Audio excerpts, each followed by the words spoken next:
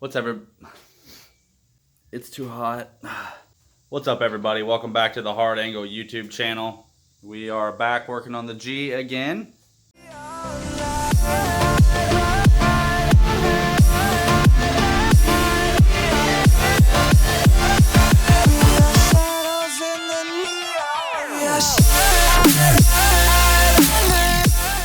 It's time to start reassembling this G. Parts are starting to show up in the mail.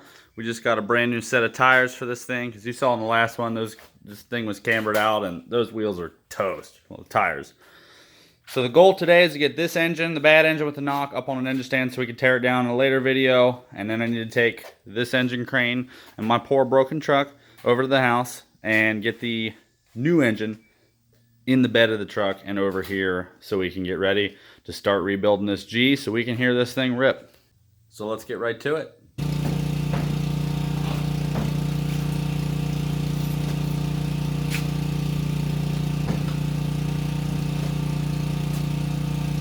First thing we want to do is get this engine up in the air so I can get to the access bolts for the torque converter, get the torque converter off so I can actually put it on an engine stand.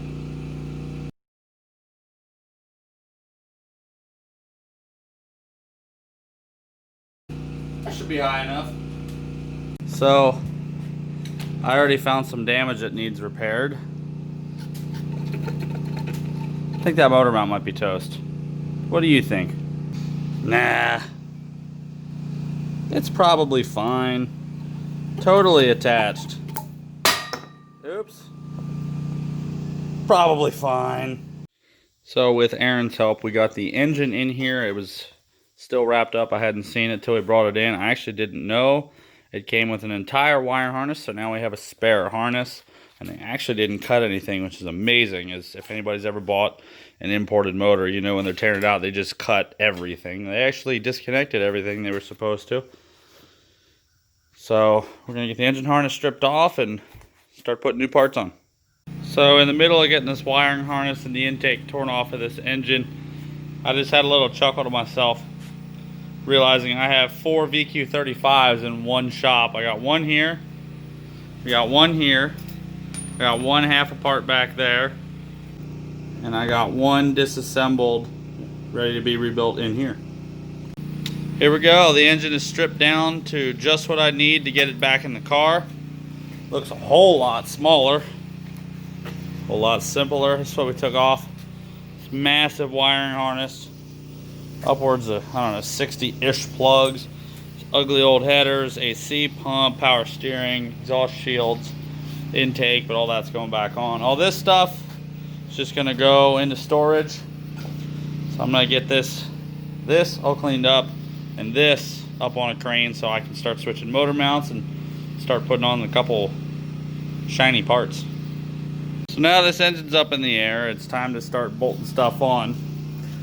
Now, even though these engine mounts look like they're in perfectly good shape, I don't want to risk it. I want these engine mounts to last longer than the motor, since I know exactly how close they are to the frame rails. There's no space to change them in the car. Basically, I have to pull the motor to change them, so we're just going to change them.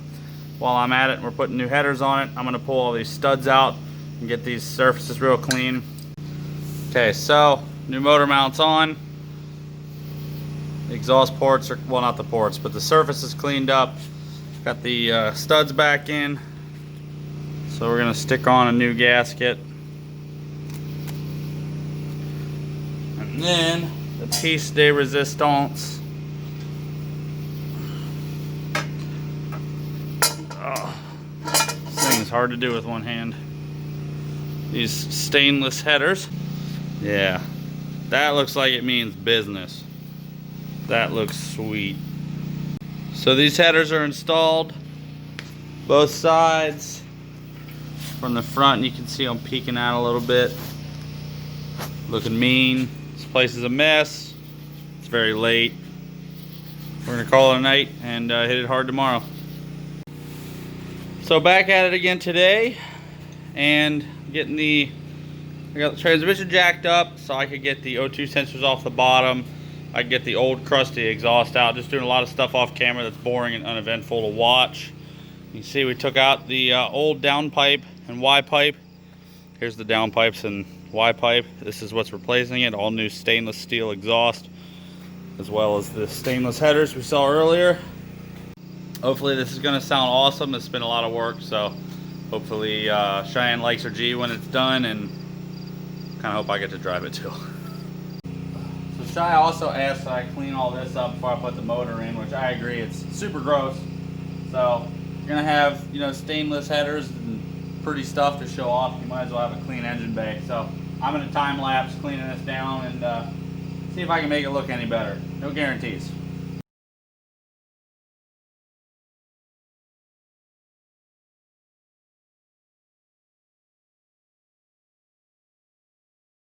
So that's a pretty big difference. It's not perfect, but once the engine's in, the car moves, I can take it out in the driveway and really scrub it down and get a power wash. But it's about as far as I want to take it with no water, just using towels. So we're gonna call that good, and let me see if I can start getting this beautiful piece of machinery moved somewhat into this hole.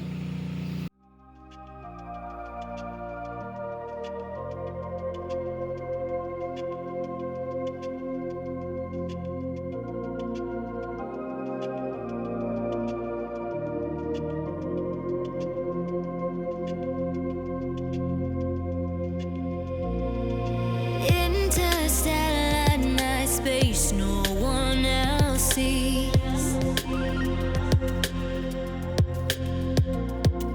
In the underground, we're living low key.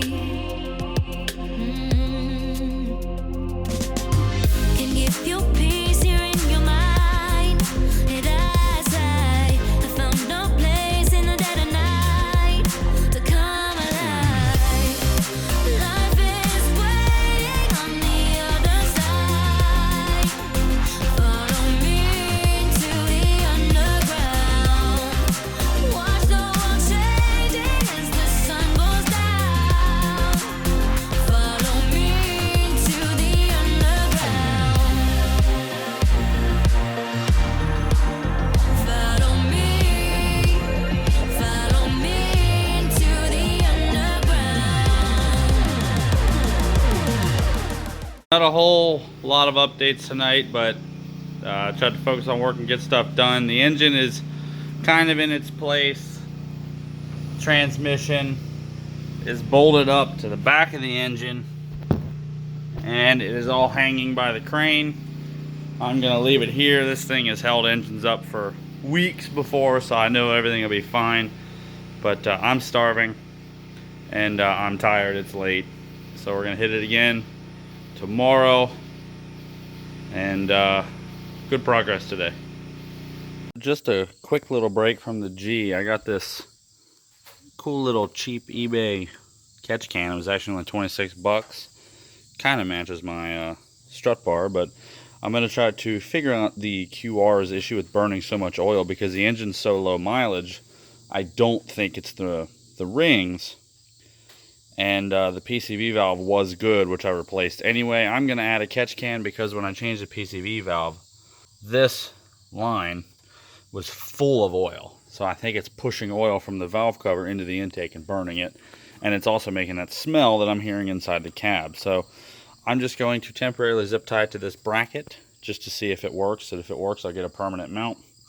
And unfortunately, I asked for 3/8 line. I got 5/16 line, so I have to use the sketchy tubing that came with the kit. So let's get it mounted. Well, of course, I was trying to bend this bracket to allow me to mount this, and of course it broke. So now I'm gonna have to cut up some cobalt frame and make my own bracket.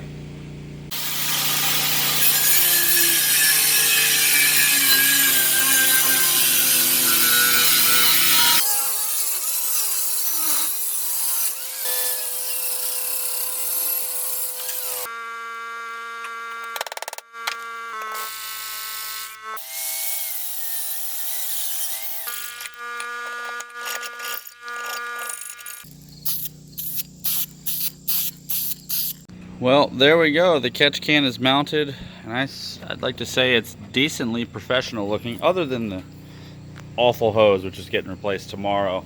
But until then, it'll actually give me a good indication of if oil is coming through that line or not.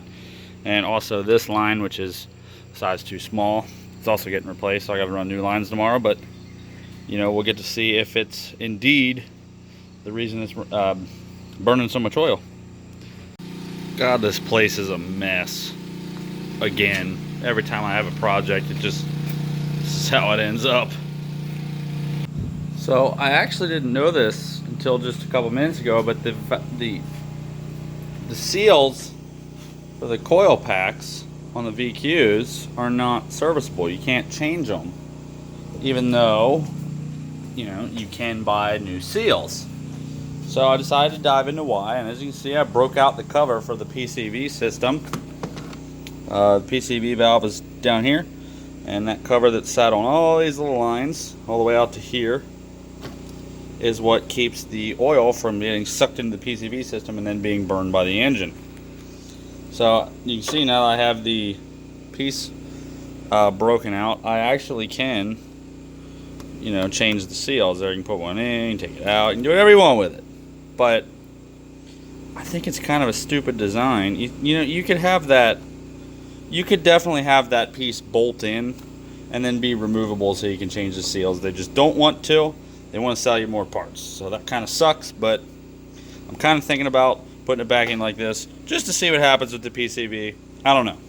There's a difference between a valve cover with a baffle and a valve cover without a baffle. And this system does leave the PCV valve very exposed to oil. But I'm very curious to see what happens. Is it going to spit a lot of oil? Is it not going to spit a lot of oil? There's only one way to find out. So since nobody else that I know has done that, I'm going to do it. And I'll let you guys know what happens. But I'm going to get this baffle out too. And you know what? If it works well, that means forever I have a set of G35 valve covers that you can change out the coil pack seals on without replacing the whole cover. The seals are like $6. The cover's $41. They're on the cheap side. I can already sense you typing a comment telling me I'm stupid. But one, two, I already bought a catch can to deal with this issue anyway. And three, it's in my garage. I'm building it, so I can frankly do whatever I want. I just have to deal with it later if it doesn't work. I'm willing to take that risk. So here you go. I just got the baffle out of this one too. This one was polite and came out in 2 pieces. Now they have the baffle off. The seals just pop right out. They are now serviceable. And again, hopefully it doesn't puke oil out of the PCV system so I can actually keep these, because that would be really nice. So now that the baffling is out, everything's cleaned up and everything's nice and dry, I can put in the new valve cover seal and the new coil pack seals. And this can go back on the motor. So I'm not sure what these seals actually are for. They look just like the coil pack seals. Wow, thanks for focusing. And they fit around the tube the coil pack goes in on the head, but they don't actually fit this at all. They're the same size as this. Like, they don't, you know, they might fit upside down, but I can't put them in upside down. So awesome. Really don't know what these seals are for, because they fit over the coil pack tubes on the head, but they don't fit in this. They don't even fit in the valve cover from the VQ in my Altima, which I'm pretty sure is the same valve cover. I'm very confused. What do these fit? What do these fit? We're gonna move to plan B, which is take the valve covers off this old engine because they didn't leak down here. We'll just put the new valve cover O-ring in these, and then these seals obviously I won't change because can't get those apparently. And then I'll clean them up real good so they're not so disgusting, and then we'll put these on. So pull the valve cover off the engine that's blown up, and I can clearly see nobody's ever changed the oil on this. If, for reference, an engine that is properly maintained looks like this. See how it's nice and shiny and metal colored? It means there's not a lot of blow by, there's not a lot of burnt up oil. The oil was changed regularly. This means you hate your car. It's basically what that means. So I saw that and I was like, oh man, no wonder this engine blew up. It wasn't taken care of by either of the previous owners. Pulled the valve covers off and I'm like, man, these things are so freaking dirty. Look at how much cleaning I have to do. And then I turned them over. Don't do this. Whoever did, don't ever do this. Like, I can't even use these covers either. So I can't put seals in those. I can't use these because what is that? Why would you do this? Like, if they leak, just... I don't have anything positive to say about this. I'm not even going to use these. So, real quick, I just kind of want to add my thoughts on this because I'm a little just baffled at if these seals aren't serviceable. One, why do they even sell the seals? And secondly, why do they sell a seal that doesn't actually fit even if you try to make it serviceable? The seal itself, if you measure it, is 1 inch 7/69. The hole in the valve cover where it looks like it should go is 1 inch 600. It's about 0.170 of an inch too small for the seal to fit in, and the diameter that the original seal came out of is 1 inch 920, which is 0.15 of an inch bigger than the seal. So no matter what you do, this seal that allegedly goes in here doesn't fit anywhere. I don't even know why they sell this as a part that's supposed to fit if you can't even modify it to fit. And I've seen online that 2-liter Honda Civic seals do fit. So why don't the part manufacturers just sell the seal that fits in this hole? I don't know.